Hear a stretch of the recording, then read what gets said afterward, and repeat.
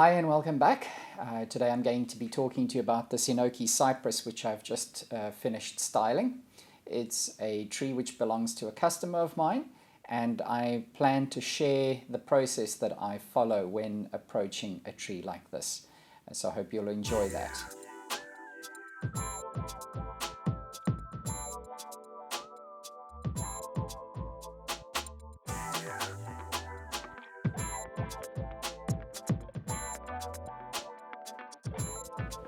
So I guess the first and most important thing that I should mention is that the tree needs to be healthy before you're going to do any kind of work to it. As you will know, if you've ever worked on a Hinoki, the foliage does fill out quite quickly and it becomes very dense. These trees do not bud back. So when you're cutting off growth, you need to be bearing that in mind, that you're not going to get something growing further back. And so what I'm looking at doing is to building the structure on which to develop the foliage on this tree. There needs to be sufficient space between each individual foliage pad.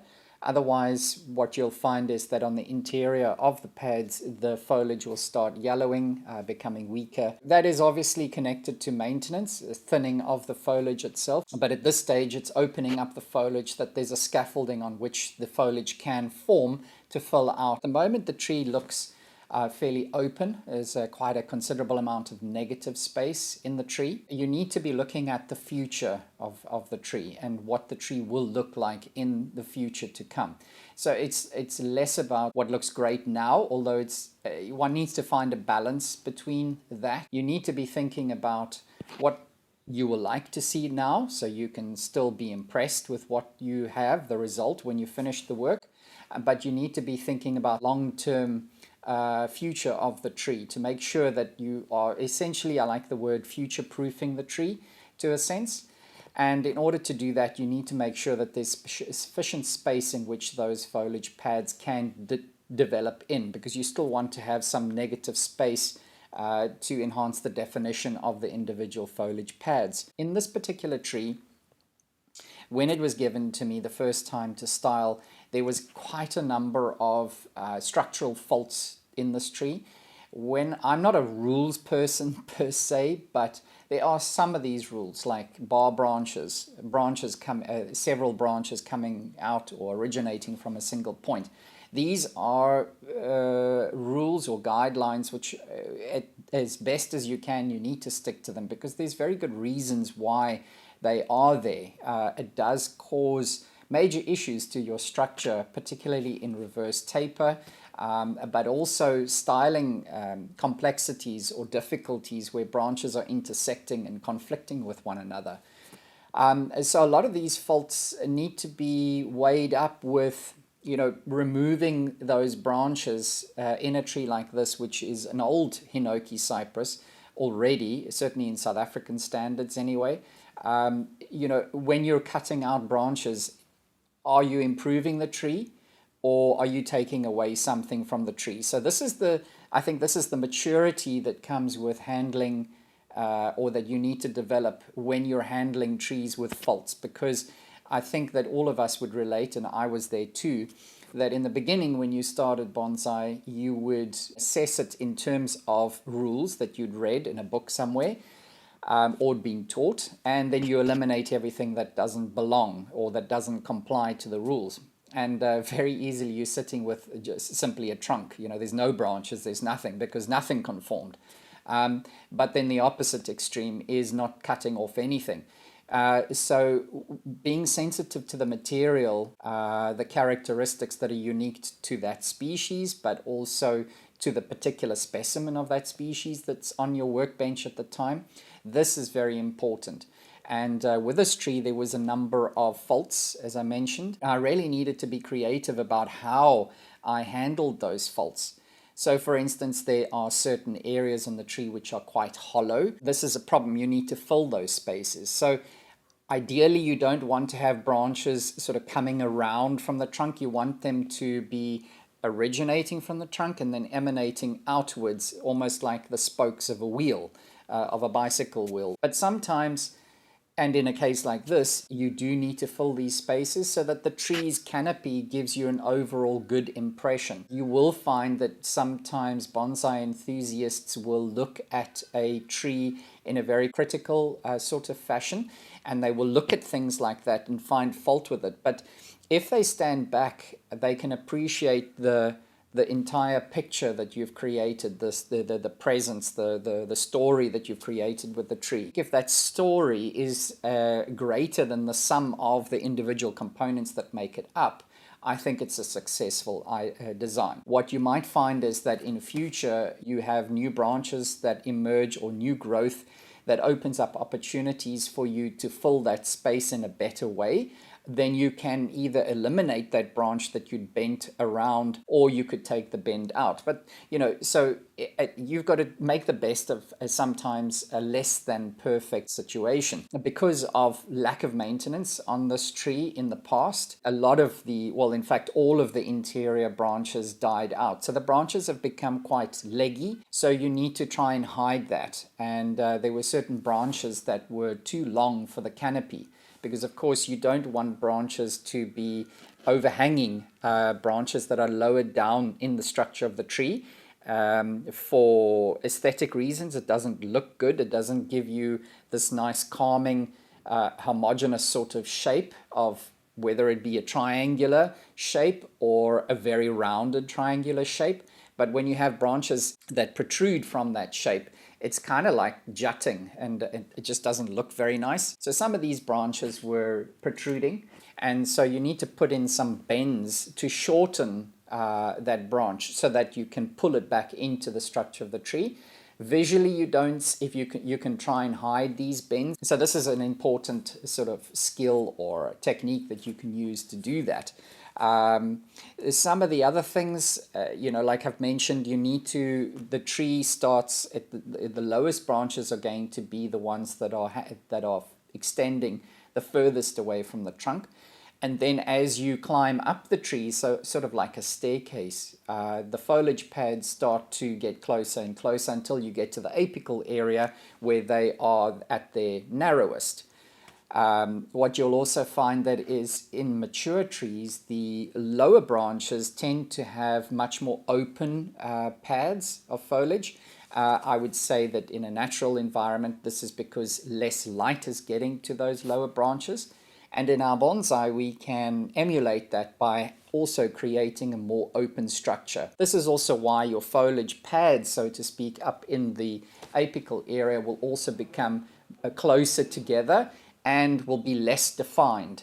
There still needs to be definition, but usually you'll find in the apical area that the individual pads of foliage become a little bit more obscured, and it eventually becomes a more homogeneous sort of volume of foliage. Something else that's very important, if you view the tree from the top, the branches, as I mentioned earlier, should originate from the trunk and then radiate outwards like the spokes of a wheel.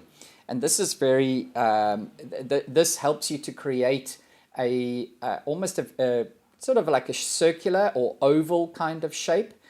So when you rotate the tree, it becomes very obvious where you are lacking in foliage development or in branch development, where the areas are that you need to still grow out further, and then those areas that need to come back in.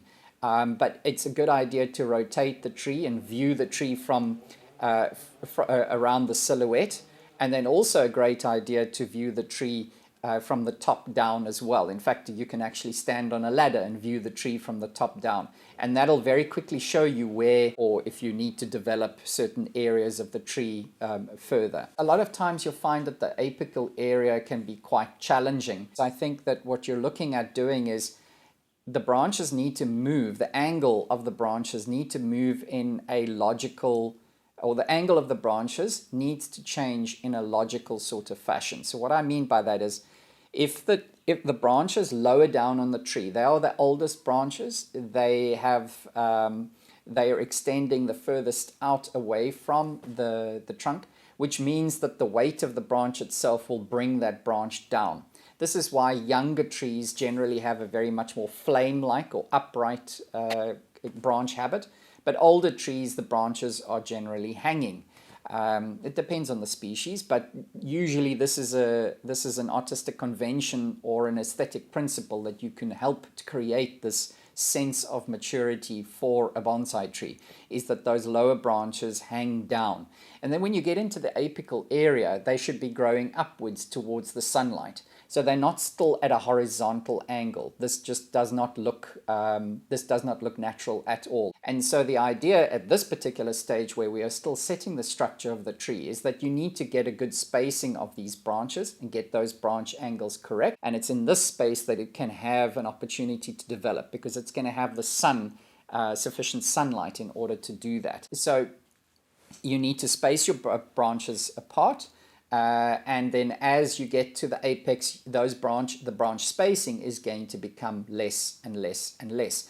And also the ramification of those branch pads, it's going to become a lot higher because the sunlight can support more ramification in that area. When you have large areas of foliage or branches that have like in the lower areas of this tree, where you have quite a number of tertiary or secondary branches, is not to use it or treat it as a single pad, or at least one layer. You need to alternate, so you need to lift branches from the interior of the tree. You need to lift it up, and then you're going to angle it off to the side. In this way, those branches below still get sunlight, even though they are below another branch. But in this way, you're creating volume to the foliage pads. And this is such an important skill, which is great for you to master, because you're really able to then create very voluminous foliage pads rather than everything coming. If you're only going to use branches originating from the sides of secondary branches to then create your tertiary structure, you're going to run out of space, and you're going to have very thin, when viewed from the side, you're going to have very thin pads. But if you use the system of using branches from the interior structure of the tree and overlaying it, of course, when viewed from the side, you still need to conform to this kind of a shaped, sloped foliage pad that recedes back into the tree. Then this gives you a very nice, soft, rounded off view to the foliage pads. After completing this tree, it will now go back out into the garden, and it'll get lots of sun. It's now in autumn, so it's a very important time to be fertilizing, because this is the time that the tree is going to store up nutrients that you provide to it now, which it will then use in spring for that spring flush of foliage. So it needs to be fertilized. Hinokis do like a little bit of water, like a little bit of shade, but the sunlight is not too much of a problem at the moment, because we are getting to a weaker sun, being in autumn. Watering needs to be adjusted, because we no longer have so much loss of moisture through the foliage, and of course because I've eliminated quite a fair amount of foliage from this tree during the styling. So the watering needs to be adjusted as well as a result. Now what you'll find with conifers particularly is that the branches have a tendency to spring back into their original position. So if this tree has taken many hours to style and wire, if you remove the wire prematurely, you're going to find that all those branches will go back to almost the same position as they were before. So in the case like this, you actually need to allow the wire to bite in considerably before you remove it. What I've noticed is, since it's not the first time that I wire this tree, is that wire bite that did develop on the tree after the first occasion of wiring has very much healed, and that was only in a two-year time period. So I have every confidence that even if we allow the wire to become wire bite to become a little bit worse, that the tree will heal. And then secondly, because this tree readily forms a very dense canopy with the foliage, you're unlikely to really see that wire bite. And so if it does take a few years, in fact, for it to heal over properly, it's just not a problem because you won't see it. And again, we are still in the development phase of this tree. Thanks very much for watching. I do appreciate your support. If you haven't subscribed yet to my channel, please do so. I do try to do updates every week with something new, and I certainly hope that the channel is a source of good information that is helpful to you. That is the main objective, of course. And so until next time, thanks very much for watching, and you take care. Bye-bye.